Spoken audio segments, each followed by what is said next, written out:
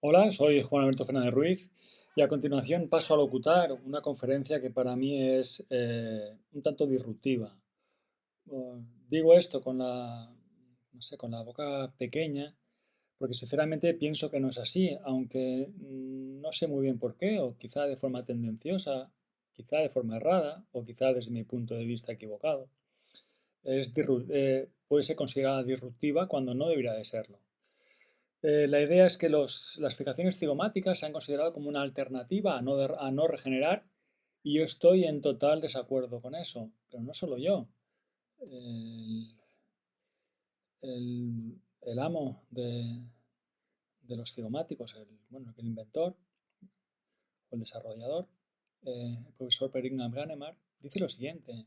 Dice, tiene dos frases muy conocidas, que son una de ellas es cómo podemos de una forma sencilla y segura, con una alta predictibilidad, rehabilitar a aquellos pacientes donde los maxilares superiores están severamente resorbidos y las fijaciones convencionales no nos aportan unos resultados satisfactorios. Por otra parte, viene a decir que la naturaleza nos aporta una zona de hueso denso y extenso cerca de la zona del maxilar que sirve de un fantástico soporte y que otorga un buen pronóstico. Yo estoy de acuerdo en la mayoría de lo que dice, pero no estoy tan de acuerdo en que sea una zona de hueso extensa. Realmente hay veces que el malar, estoy seguro que todo el mundo que me escuche y haya colocado suficiente número de cigomáticos me dará la razón. Eso de que el malar es una zona extensa, pues a veces sí, pero muchas veces no. Entonces, a lo largo de los años que llevo, ya van 15 años colocando implantes cigomáticos, 15 o 16 por ahí, pues he usado distintos sistemas, desde los originales de la compañía Nobel Biocare hasta pues unos mismos que he acabado yo desarrollando, porque realmente intentando aunar las ventajas que veían los demás y también intentando pues solventar los inconvenientes que veía y que he padecido. ¿De acuerdo?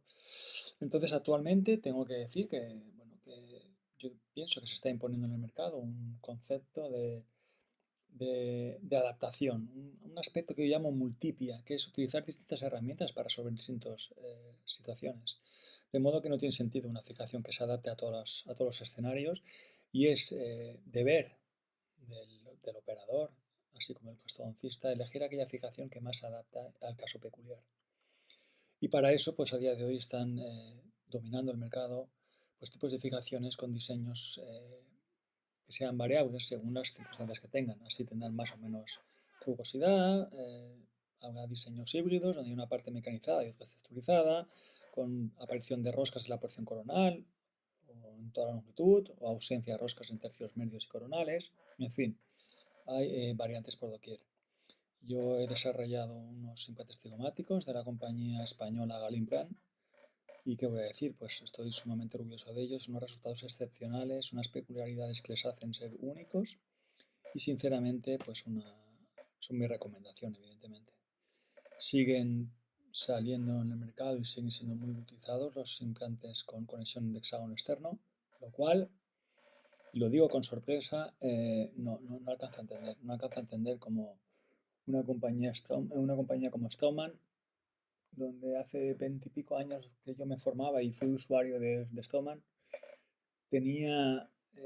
daba por seguro que jamás vería que Straumann utilizaría una conexión externa y menos aún un hexágono externo. Y ahora resulta que es una conexión que tenemos que utilizar para las situaciones de mayor demanda biomecánica. Sencillamente, pues sus razones va a tener, pero yo no soy capaz de entenderlas. Cuando existen alternativas fantásticas. Si, si me permitís, estoy convencido que el enorme error que gira en torno a los implantes cigomáticos es considerar que dado que tienen una fantástica estabilización a nivel apical, no necesitan nada ni a nivel del tercio medio ni a nivel del tercio coronal.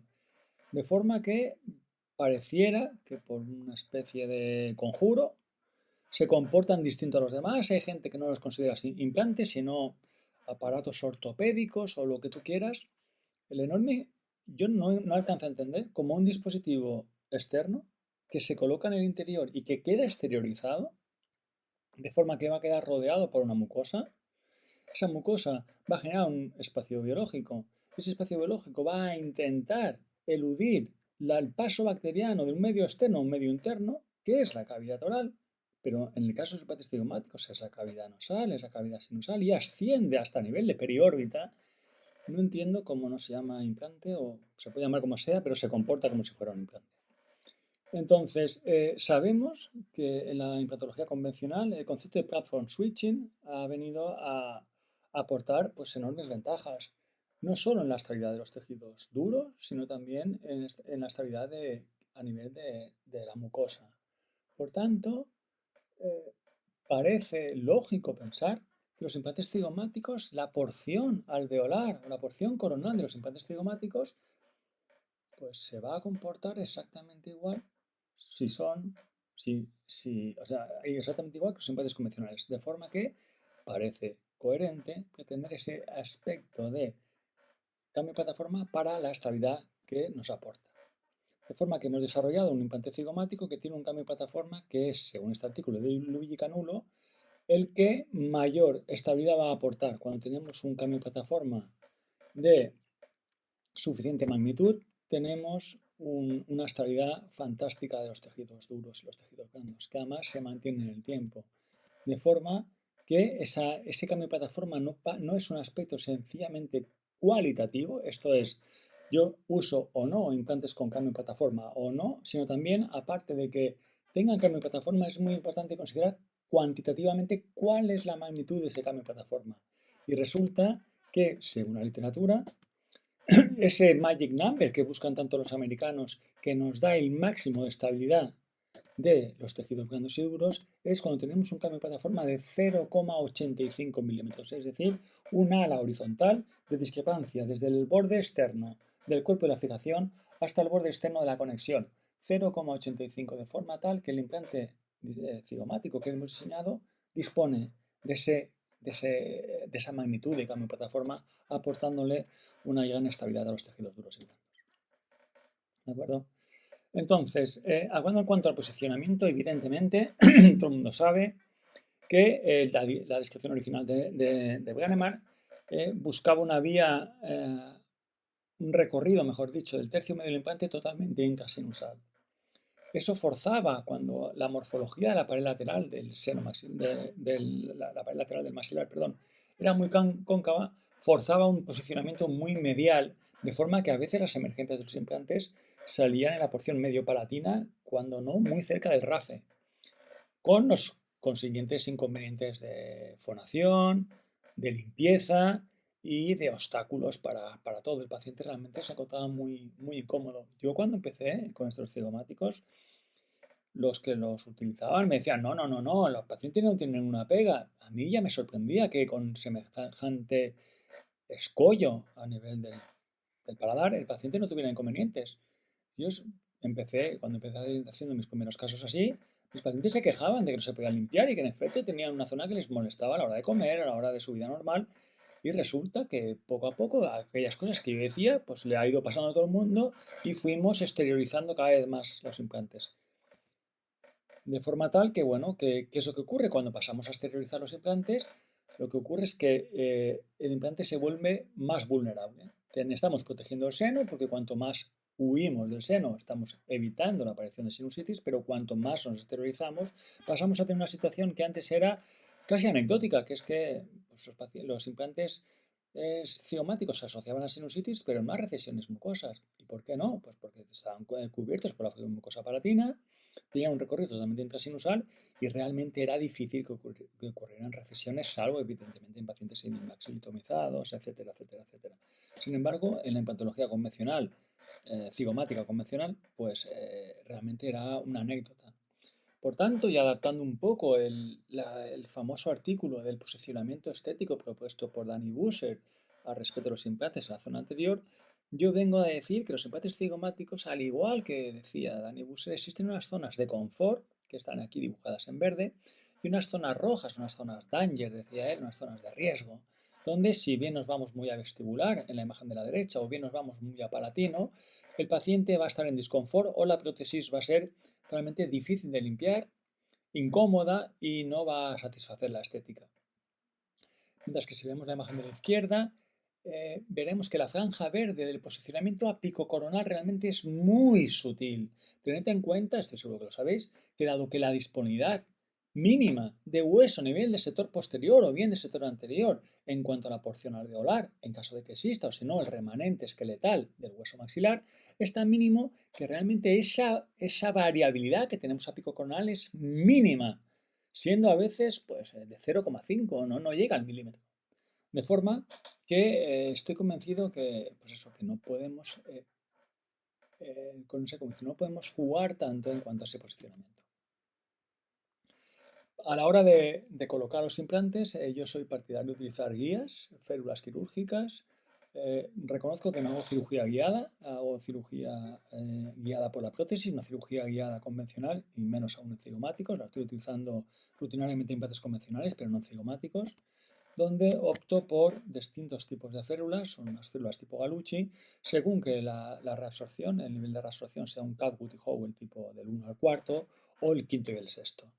¿De acuerdo? Cuando son tipo Howells 5 o 6, paso a hacer digamos, un diseño de las caras vestibulares de los dientes que quiero realizar para pasar a ver dónde posiciono según la disponibilidad de hueso apicocoronal que tengo y las posibilidades que me da el fondo vestíbulo y otra serie de aspectos que son difíciles de contar y no es el tema de hoy, eh, pues será según el posicionamiento que quiero de los dientes donde voy a elegir, según la disponibilidad de hueso que tenga, el mejor posicionamiento de mis implantes. Al respecto de esto, y ya voy a entrar en materia al respecto de la regeneración, quiero decir que, de nuevo, no estoy de acuerdo. No es que sea un ser beligerante o que vaya en contra de lo establecido, sino que no estoy de acuerdo con la técnica del Oron Ford en general, ni del Zygoma Quad como tal para resolver absolutamente todo. Estoy convencido que pacientes donde la relación esquelética es tipo 1, intermaxilar es tipo 1, un Zygoma Quad funcionará perfectamente bien y podemos hacerlo sencillamente. Sin embargo, cuando el paciente pasa a tener una clase 2 esquelética, donde el sector posterior maxilar va a tener una sobrecarga evidente, dado que la guía anterior no va a ser eficiente, ni efectiva, ni quizá presente, aquí hacer un Zygoma Quad va a ser un alto riesgo biomecánico para los implantes posteriores. De forma que yo, sistemáticamente en las clases 2 esqueléticas, opto por implantes bien la conjunción maxilotérico piramidal o bien implantes tuberositarios para dar ese apoyo posterior. De la misma forma, cuando tenemos una clase 3 esquelética, opto por hacer elevaciones de fosas nasales o implantes en arco piriforme. La idea va a ser evitar la sobrecarga que van a recibir los implantes en el sector anterior maxilar, la zona de la premaxila. Por tanto, de nuevo, es una cuestión de puros conceptos básicos de biomecánica. No le veo sentido hacer algo que va en contra de la biomecánica. Si seguimos la generalidad de Carlos Aparicio respecto de su propuesta Zaga, donde se describe de una forma pues, excepcional pues eso, que es la anatomía la que guía el posicionamiento del implante. Así, si tuviéramos una pared lateral pues convexa o muy recta, podríamos colocar un implante intrasinusal. Si fuera algo más cóncava, pasaría a ser pues, parcialmente intra, parcialmente extra, con mayor componente intra que extrasinusal. Si es más cóncavo, pues será más o menos lo mismo intra de extra, y conforme más cóncava sea, pues el implante puede llegar a estar fuera totalmente del seno e incluso fuera del proceso alveolar, fuera de lo que se llaman implantes extramaxilares, fuera del apoyo a nivel coronal. Apenas apoyará, pero no va a estar rodeado de hueso. Y es aquí donde tiene especial sentido la propuesta regenerativa que propongo para los implantes cigomáticos. Quisiera contaros pues que Gahnemann decía, y de una forma tajante, que los implantes cigomáticos eran una alternativa para evitar técnicas mayores de regeneración de hueso. De hecho, un artículo suyo que está pues, firmado por Peterson, que es un otorrino, donde tiene la posibilidad de estudiar a 14 pacientes de Gahnemann. De esos 14 pacientes, en 11 habían hecho injertos con fuentes extraorales. Me parece recordar que 10 eran de cadera y uno era de tibia. Entonces, ¿qué sentido tiene que estamos diciendo que Gahnemann desarrolla un sistema para no regenerar? Gahnemann no dijo eso en ningún momento. Gahnemann, repito, dijo, y cualquiera que haya leído la literatura me dará la razón, Gahnemann dijo que los implantes cigomáticos eran una alternativa para disminuir las necesidades de técnicas mayores de injertos. Disminuir quiere decir que se siguen teniendo que hacer. Y segundo, técnicas mayores. Nada dijo de las medianas o de las pequeñas, que es lo que yo propongo. Propongo sistemáticamente regenerar la porción alveolar o el tercio medio de los implantes cigomáticos en aras de evitar sus mayores complicaciones, que son sinusitis por una parte y por otra parte recesiones mucosas. Para hacer eso, pues de nuevo, y esto es un pequeño alegato a nuestra cordura, a nuestro sentido común. Estoy seguro, y lo digo con contundencia, que nadie en el mundo, nadie opera un caso de cigomáticos al día. Nadie. Si lo hace, está sobreindicándolo y desde luego pues tendrá una enorme casuística, pero poco más. Entonces, dado que no es un procedimiento que se haga todos los días, es un procedimiento si bien se puede hacer con anestesia local, lo más habitual es hacerlo con sedación endovenosa, con anestesia general, en esas condiciones, en pacientes que ya, si están bien indicados, son no la última opción, hoy en día los superiósticos, otras alternativas nos permiten pues, resolver la mayoría de los casos, por no decir todos, es una técnica que requiere dedicación, esfuerzo, que el paciente pues va a tener un posoperatorio pues moderadamente tormentoso bueno, que le va a llevar pues a sus inconvenientes y que si no se hace de forma correcta o aunque se haga de forma correcta se puede acompañar de complicaciones que pueden poner en serio estado la calidad de vida del paciente, incluso afectar a su vida. Entonces, me parece que estas son palabras mayores, estamos en la Fórmula 1 de la implantología convencional y debemos de tomarlo con el merecido respeto, de forma que no veo ningún sentido a operar una cirugía de cigomáticos y acabar en 45 minutos o en 50 minutos o en una hora. Pienso que tenemos que hacer la dedicación, dedicarle el tiempo que sea necesario, que sea totalmente menester, para que hagamos todo lo que podamos para que al paciente le vaya el mejor tiempo posible con el menor número de complicaciones. Y cualquier minuto que dediquemos a mejorar el entorno va a ser, sin lugar a dudas, beneficioso para el paciente y por tanto para nosotros. Entonces, aquí pongo unas sencillas imágenes, aunque bonitas, de cómo hacemos sistemáticamente la toma de injertos de línea ubicua externa y pues para hacer regeneraciones como vais a ver ahora. De forma que lo que pretendemos es la reconstrucción sistemática del proceso alveolar que va a rodear la cabeza del implante, de forma que el implante cigomático esté rodeado de hueso. Aquí, como tenemos, no sé el objeto de explicar cómo lo hacemos, sencillamente es una modificación muy sutil de la técnica de Curie. La única modificación, de hecho, es que yo utilizo siempre la pieza a mano recta para todo, no utilizo el contaángulo con el protector de disco, siempre la pieza a mano con el protector de disco y hago la osteotomía coronal con el piezo para evitar tener que dar martillazos al paciente. De esta forma, sencillamente luxando a modo de botador desde la osteotomía coronal, podemos usar el injerto y pasar a laminarlo. ¿De acuerdo? Una vez que hemos obtenido el injerto, veréis como con una pinza uvia retiramos el hueso esponjoso y a mí me gusta separar muy bien las distintas partes. Separo el hueso esponjoso, que es el mayor, que tiene mayor capacidad osteogénica, del hueso cortical. El hueso cortical lo vamos a laminar y voy a dejar esas láminas a modo de encofrado por la parte exterior y la parte interna va a ir tanto el hueso esponjoso como la viruta o el hueso particulado obtenido de cortical, bien por afeitado o por triturado en un molinillo de hueso. ¿De acuerdo? Pero os decía, la parte esponjosa la voy a reservar para aquella parte más demandante. Si tengo superficie del implante, ahí voy a colocar el hueso esponjoso porque es el más capaz, es el más potente, es el que me interesa que esté protegiéndome al máximo el implante. Que sea osteogénico per se, que inicie desde el principio la síntesis de hueso en un intento de beneficiar al máximo al paciente y la salud del implante y por tanto al paciente. ¿De acuerdo? La técnica de Curie ya la sabéis y la paso rápidamente. Sencillamente, fijaos, aquí tenemos una fijación colocada, hemos hecho pues, a las técnicas convencionales, hemos colocado la implantación en una pequeña ranura, técnica de Stella y Wallner, colocamos el implante, seleccionamos el pilar e insisto mucho en este momento, seleccionamos el pilar y el pilar que debe quedar con la plataforma del pilar, como veis en la imagen del medio, por encima de la cresta ósea. De forma que no vaya a haber un remodelado importante cuando hagamos la conexión. De forma que tenemos que elegirlo de forma satisfactoria. La elección de la altura del pilar va a venir determinada por el posicionamiento apicocoronal del implante, que va a venir determinado siempre por la disponibilidad de hueso apicocoronal, que como vamos a ver es mínima, y también por el espesor mucoso, y de forma que esa plataforma del pilar, que es la línea que se ve aquí, no sé si se va a ver el puntero en la filmación, que se ve aquí la línea esta rosa, se ve un poco difusa. La línea rosa en la imagen del medio debe quedar siempre por encima de la línea de hueso que está dibujada en amarillo.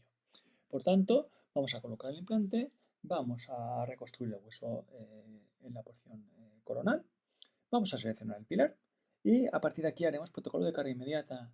¿Es acaso o no sensato hacer esto? Pensad lo siguiente, pensad que el paciente, eso se le infecta, cosa que no me ha pasado nunca.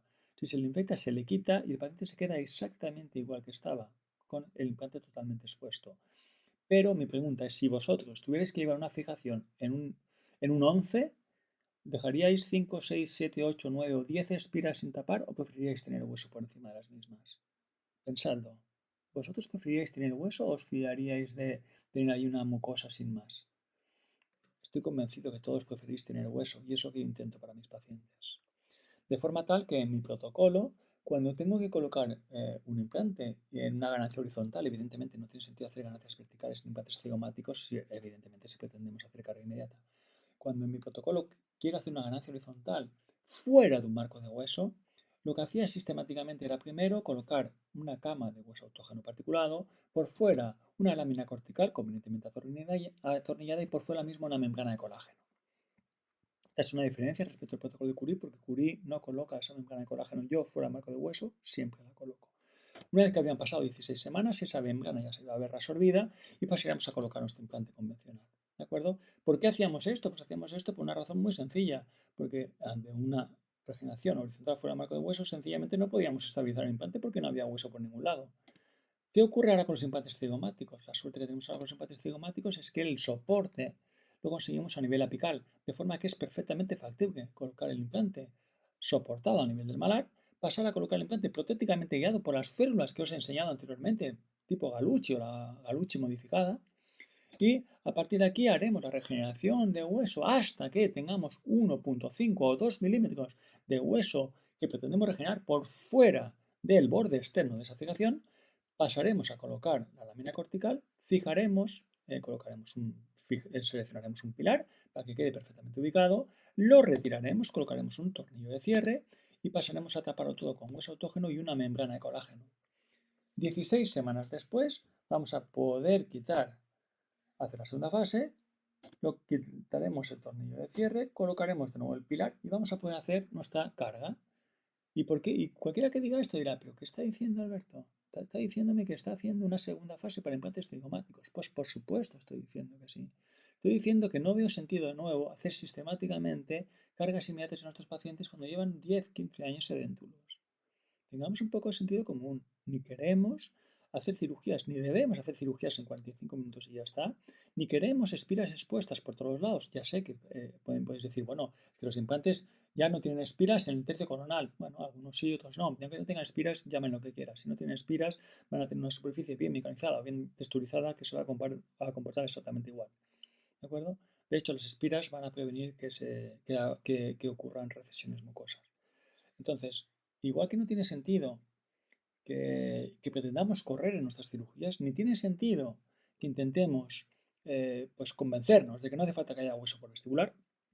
Tampoco tiene sentido que nos exijamos hacer carga inmediata. El paciente lleva mucho tiempo dentro, la mayoría de las veces, y en ciertas ocasiones es sensato esperar a que cicatricen los tejidos duros, tejidos blandos, la regeneración sea exitosa y podamos hacer una carga diferida, una carga en un protocolo convencional, con mayores garantías para el paciente. Por tanto, de verdad, no nos obsesionemos con eso.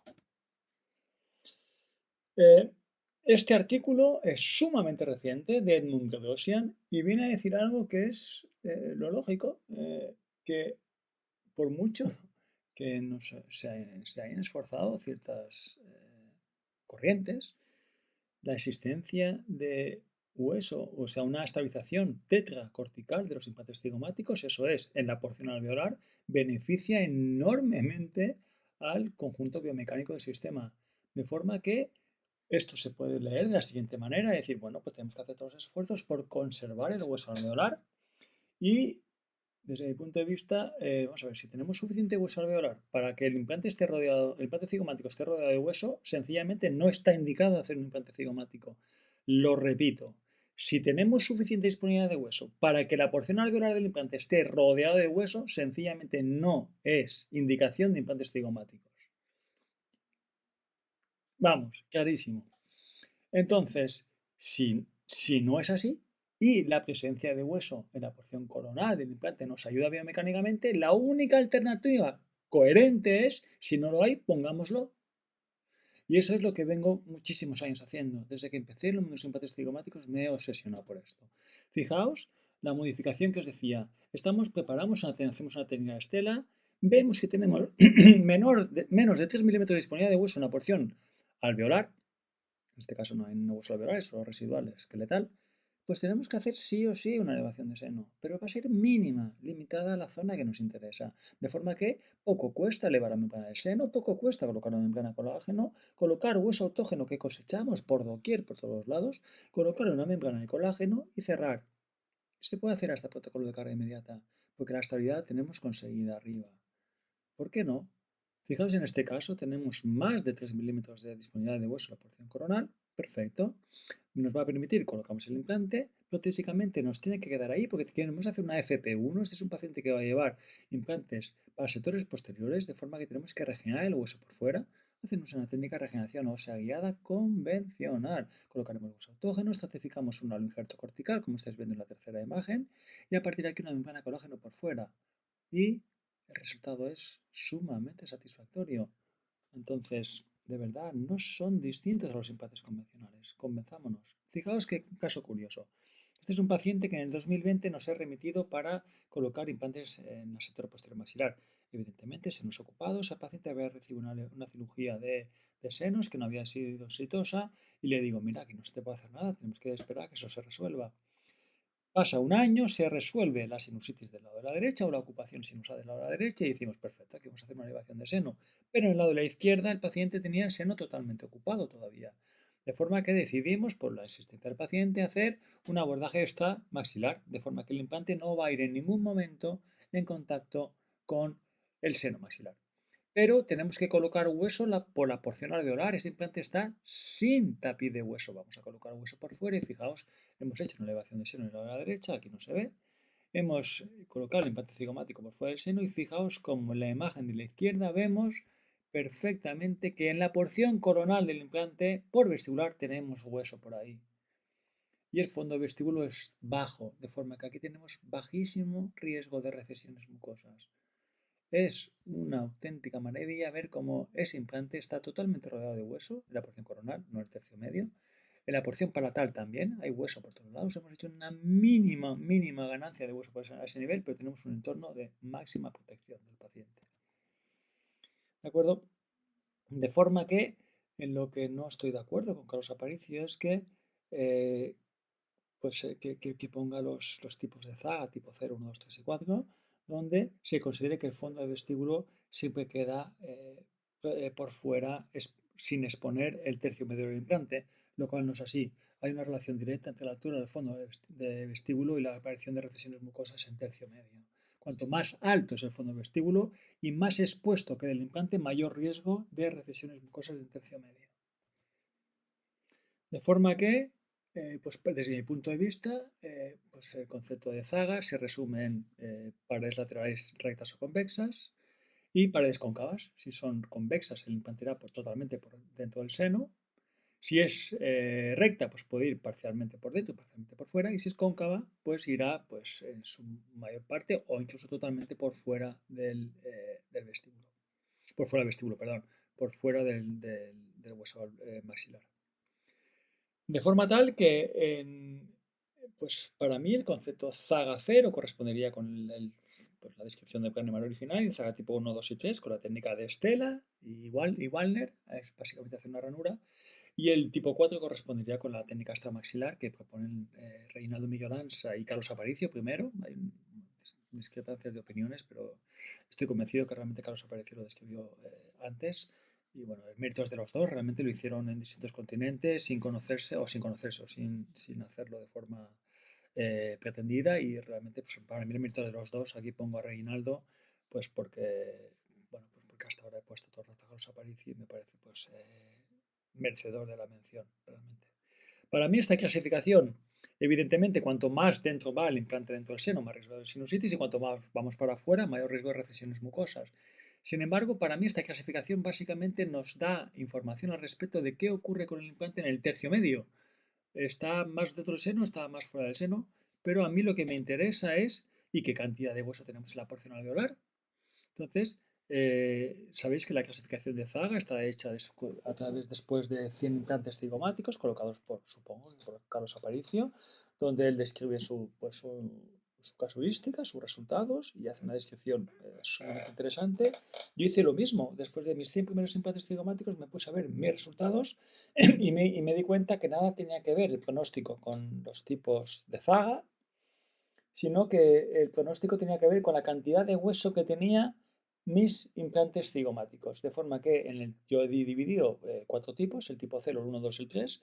En el tipo 0 el implante cigomático recae ante una ausencia de hueso total, no hay nada de hueso rodeando el implante. Aquí es sí o sí necesario hacer técnicas de regeneración de hueso. Supongo que a nadie se le ocurriría colocar el implante así y dejarlo tal cual. Por mucho que le coloques la bola de Bichat, esta no es capaz de formar hueso. De forma que aquí hay que hacer sí o sí técnicas de regeneración. Un tipo 1, donde es la cabeza del implante tan solo apoya en una lámina cortical. Tipo 2, donde queda como acanalado, pero sin recubrir por hueso por la porción de fuera. Y en el tipo 3, donde ya tenemos el hueso rodeando toda la cabeza del implante. Aquí fijaos que estamos ante una cortical muy fina y la emergencia desde palatino nos permite ese encaje cortical, pero evidentemente pues tenemos una disponibilidad de hueso en anchura mínima, ¿de acuerdo? Lo que yo he visto en mis casos es que los tipos ceros se acompañan de complicaciones biológicas, los tipo 1 típicamente recesiones mucosas y los tipo 2 y los tipo 3 son implantes que van realmente excepcionales, sobre todo los tipo 3, de forma que se antoja bastante lógico que lo que tengamos que hacer es convertir todos los casos en tipo 2 o 3 y para hacer eso en el tipo 0 tenemos que regenerar hueso sí o sí, en el tipo 1 tenemos que intentar regenerar hueso en la porción coronal. En el tipo 2 es evidente que ahí debemos de regenerar hueso porque el pronóstico es fantástico, el riesgo es mínimo y las ventajas altas. Y en el tipo 3 nos podíamos plantear pues no hacer nada si quisiéramos, aunque yo también soy partidario de añadirle hueso porque esa mínima cantidad de hueso residual se puede perder y que pasaremos a tener un tipo 2 o que se convierta en un tipo 1. De forma que, ¿por qué no prevenir la disponibilidad de hueso tan mínima, sobre todo después de ser desperiostizado y sometido a carga, donde existen mayores posibilidades de riesgos de remodelación? ¿De acuerdo? Bueno, no voy a entrar a hablar del trozo de la pared lateral. Ojalá tuvierais casos así. Cuando tengáis casos así, pues me los mandáis a Ibiza y ya le coloco yo los implantes. Pero realmente esto es anecdótico, ¿de acuerdo? Y como os decía, el espesor del cuerpo del malar, pues me encantaría que fuera como un subtipo A, que es lo que yo llamo un subtipo A, que es la disponibilidad de hueso que tengo en el malar cuando son más de 10 milímetros. Pero realmente, pues por lo menos los que me llegan a Ibiza son pocos los casos. Lo habitual es que tengan menos de 8 milímetros de disponibilidad de hueso en el malar, de forma que ahí no es tan fácil colocar los implantes, ¿de acuerdo? Eh, pues viendo lo que yo llamo el tipo, que es la cantidad de hueso que tengo a nivel del proceso alveolar, y el subtipo, que es la clasificación que os acabo de enseñar, que es si tengo más de 10 milímetros de anchura en el malar, de 8 a 10 o menos de 8, resulta que después de mis 100 primeros casos, esta es mi casuística. Aquí he puesto el porcentaje de tipos ceros, tipos 1, tipos 2 y tipo 3 en las columnas y en las filas he puesto los subtipos A, B o C, que es la cantidad de hueso que tengo en un corte frontal en el CBCT, viendo la máxima disponibilidad de hueso que tengo en el tercio medio del malar para colocar mi fijación. Y resulta que si tenía más de 10 milímetros llamaba subtipo B, A, perdón, subtipo B de 8 a 10 y menos de 8, subtipo C. Resulta que el subtipo, es decir, la disponibilidad de hueso que tengo a nivel del malar, no me condiciona el pronóstico de mis casos. Mis casos, el pronóstico de ellos no depende del subtipo, esto es la disponibilidad de hueso que tengo en la porción del malar, sino del tipo, es decir, qué cantidad de paredes de hueso rodean mis implantes cigomáticos. De forma que es evidente, no hay más que mirar los colores que tienen la tabla, las columnas. Los subtipos ceros están en rojo porque se acompañan de altos niveles de complicaciones, altos índices y prevalencias de complicaciones, mientras que los tipos 2 y los tipos 3 se acompañan de bajísimos índices de complicaciones, totalmente análogos a los implantes convencionales. De forma que, dado que la única diferencia que existe entre esos implantes es la cantidad de hueso que existe en la porción alveolar, lógico es que debiéramos regenerar ese hueso. Y poco sentido le veo a los artificios de pretender preservar ese hueso alveolar. No, hay que ser muy minucioso con el hueso alveolar. Evidentemente que hay que ser muy minucioso con el hueso alveolar, con el tercio medio, con la sutura, con la comisura. Hay que ser muy minucioso con todo. Pero si no tenemos disponibilidad de hueso en el porción coronal, por favor, regenerémoslo, porque es lo que nos está pidiendo la biología y el sentido común. ¿De acuerdo? Aquí voy a pasarme estas imágenes rápidas, distintas técnicas, no es interesante. Fijaos en este caso, mirad, tenemos un paciente donde le vamos a colocar un implante cigomático, es remitido, y el implante cigomático radica en un defecto comunicante óseo. ¿Acaso no se le ocurre a nadie que haya que colocar el implante cigomático y regenerar simultáneamente? Pues es lo que hacemos, en este caso lo hacemos con carga inmediata además. Y el revisor, el doctor que nos remite el caso, nos envía las fotos de la prótesis del paciente satisfecho, la prótesis colocada y todo evolucionando después de 8 años de forma satisfactoria. Fijaos este caso, es una paciente joven, hermosa, que viene confiando en nosotros para que la revisemos. Mirad la premasila que tiene, es sumamente joven. Estamos Fijaos lo que me pasa.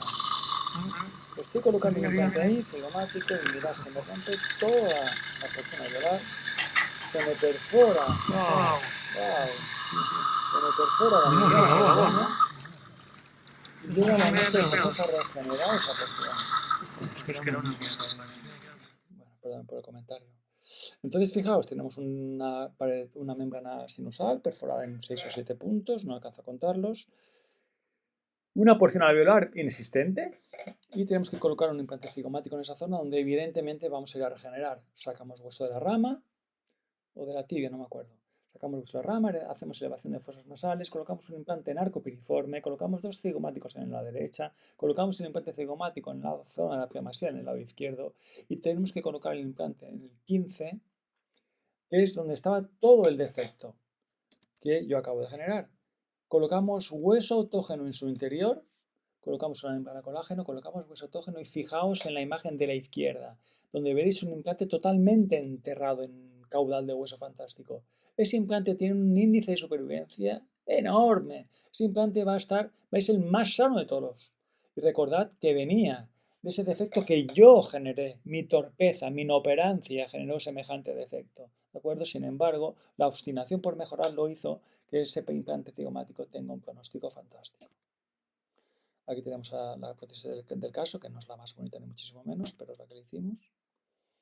Y, bueno, como os decía, la altura del fondo vestíbulo es un aspecto que yo considero muchísimo, aunque no es objeto de debate de hoy. Permitidme que me lo salte.